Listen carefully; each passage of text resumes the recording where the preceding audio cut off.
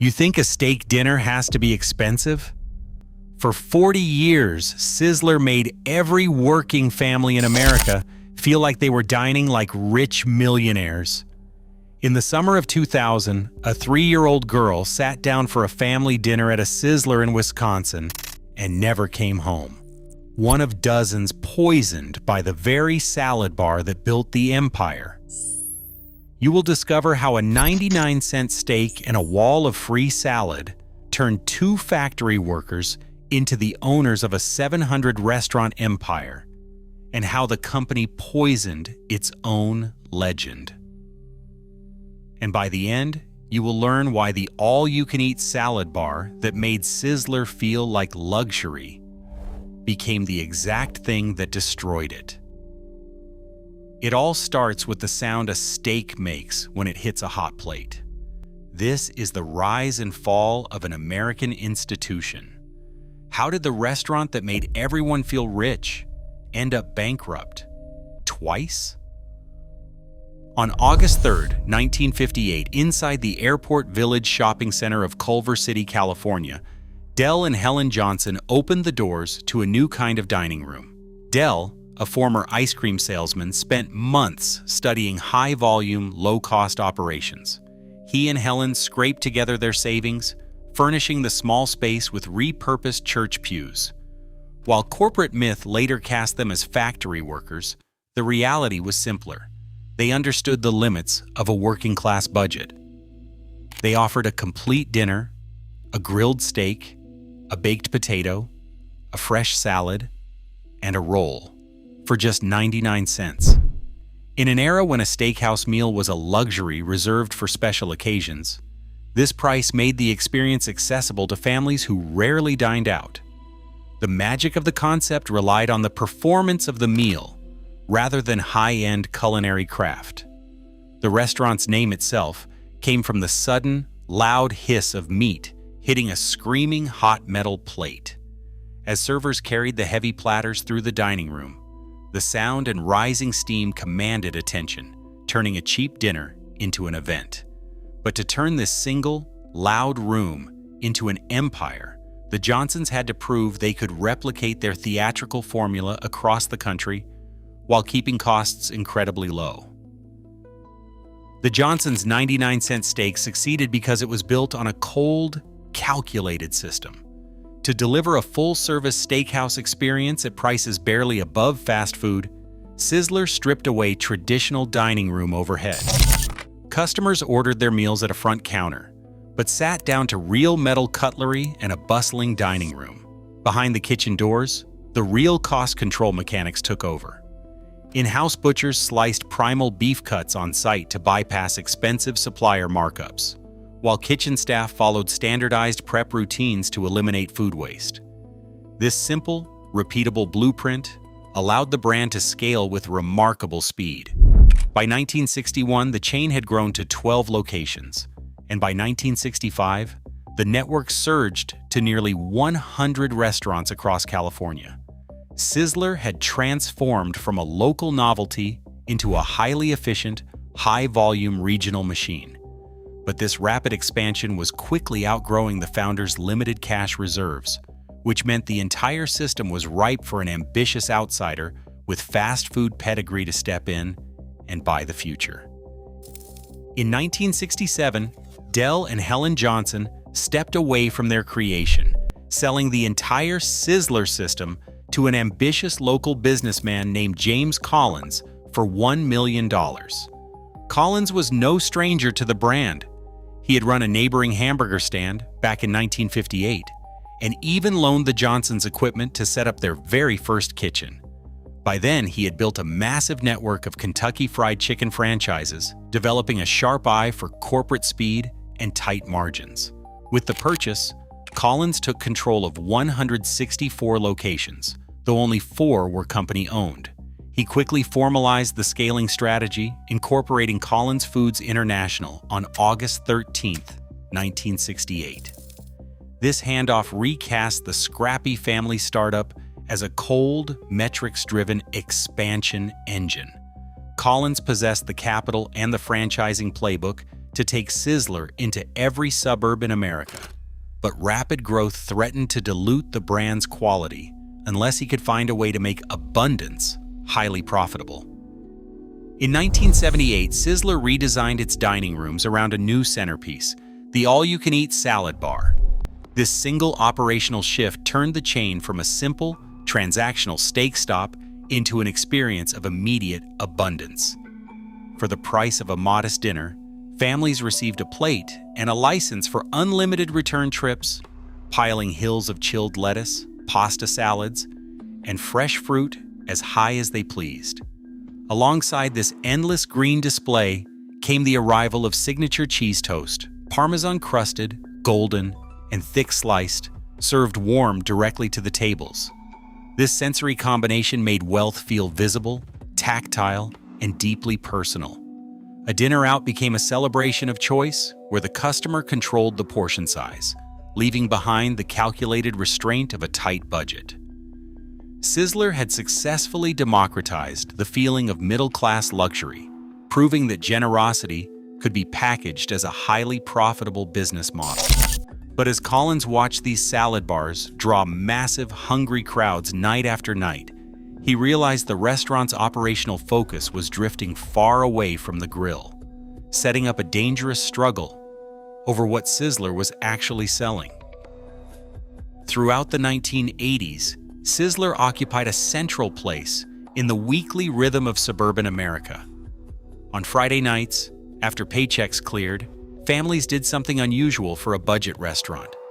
They dressed up. Men tucked in their shirts, children were scrubbed clean, and 3 generations gathered in wood-paneled booths to celebrate birthdays, graduations, and anniversaries. Sizzler focused entirely on emotional inclusion rather than culinary prestige. It offered a comfortable fantasy of upscale dining, where diners ordered steak and seafood without the quiet judgment or the prohibitive cost of a white tablecloth steakhouse. Inside these warm dining rooms, a modest family dinner felt like genuine upward mobility, ensuring that ordinary working people were never left out of a nicer version of American life. Sizzler built an empire on this lasting social trust, but as the applause grew louder, corporate executives began mistaking their customers' loyalty for permission to radically overhaul the kitchen. James Collins engineered this momentum into a massive global footprint. By the late 1980s, Sizzler operated more than 270 restaurants across the United States, concentrated heavily in the West. Collins then pushed the brand overseas, opening the first international Sizzler in Australia in 1985. This expansion accelerated rapidly, and by 1992, the global system reached its absolute peak with 786 locations worldwide.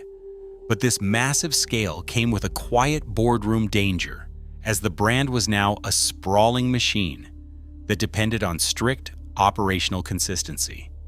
Instead of protecting the nostalgic dining experience that families loved, executives began engineering the restaurants around raw volume, treating Sizzler as a production line rather than a steakhouse.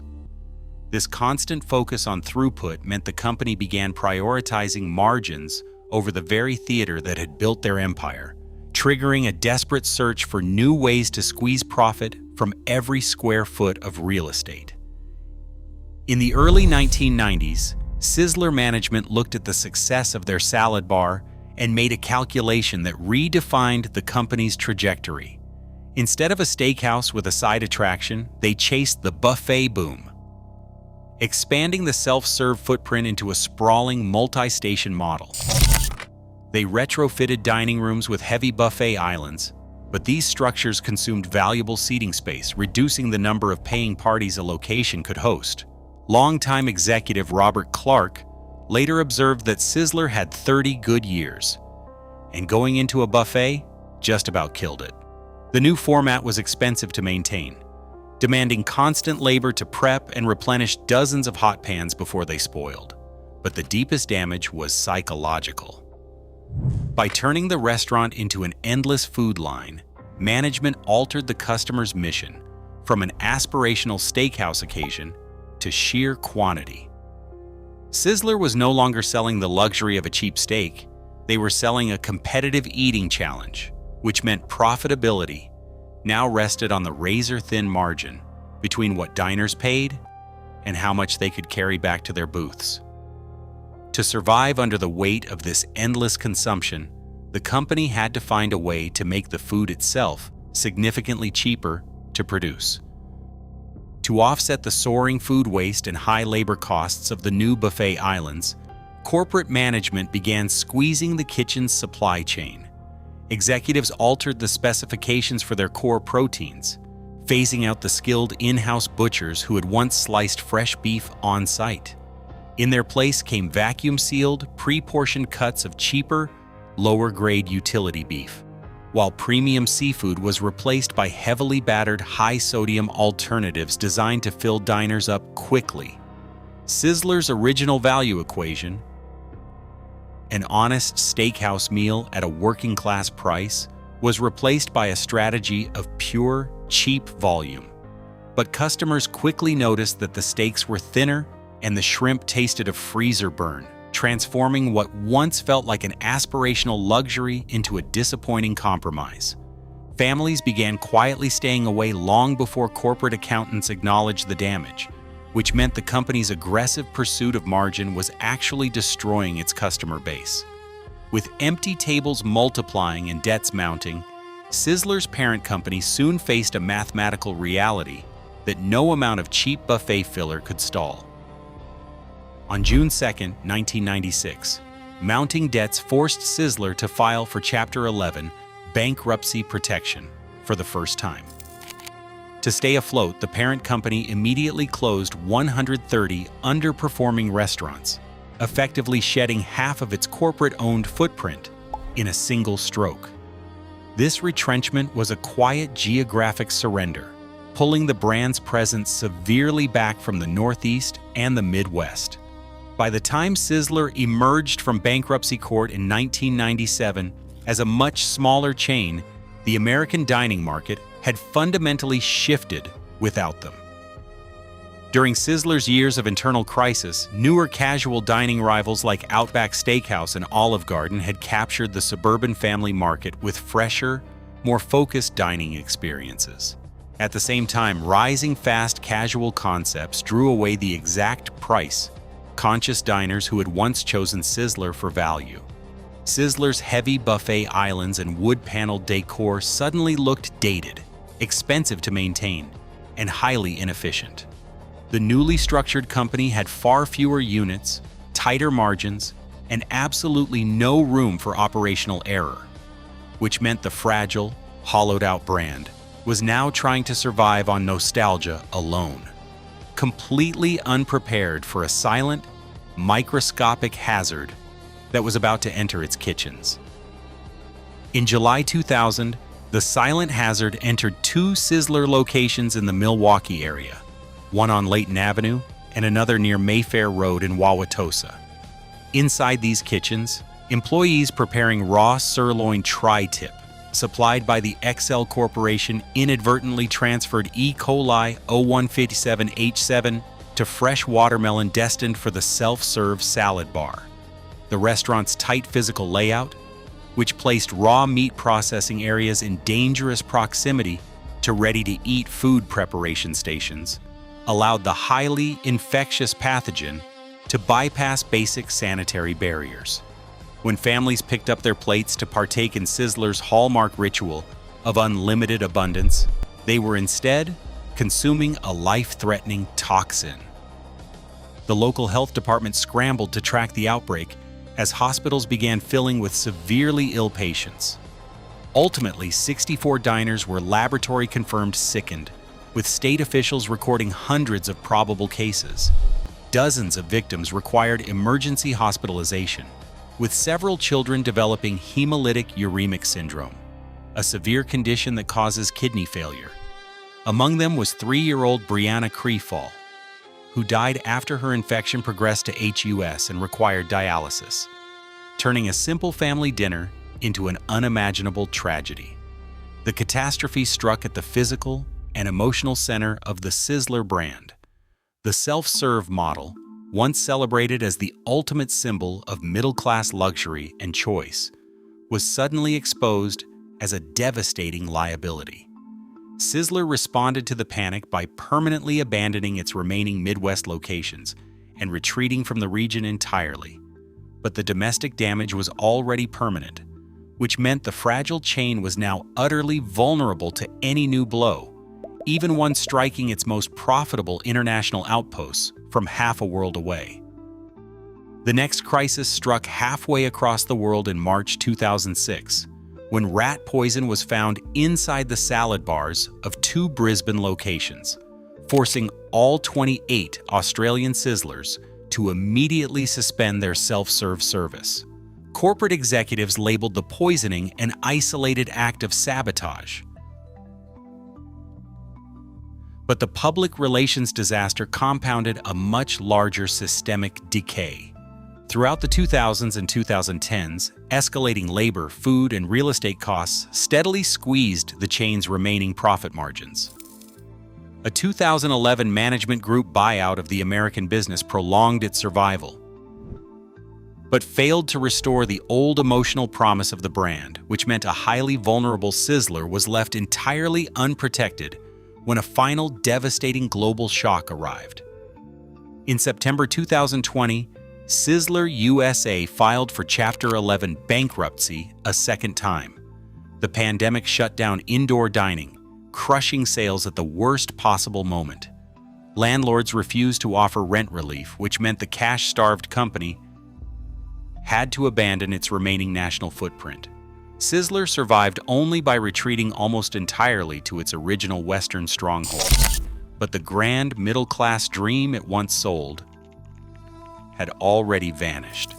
What remained was a quiet remnant still carrying the name, forcing a final question about what actually survived. Today, the middle-class dream of affordable luxury is more elusive than ever. As modern chains prioritize algorithmic efficiency over real value, Sizzler's collapse remains a stark warning. When a brand sacrifices human safety and basic quality to protect profit margins, the illusion of wealth dissolves overnight.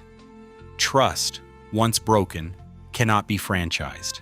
Let us know your thoughts on Sizzler's legacy in the comments.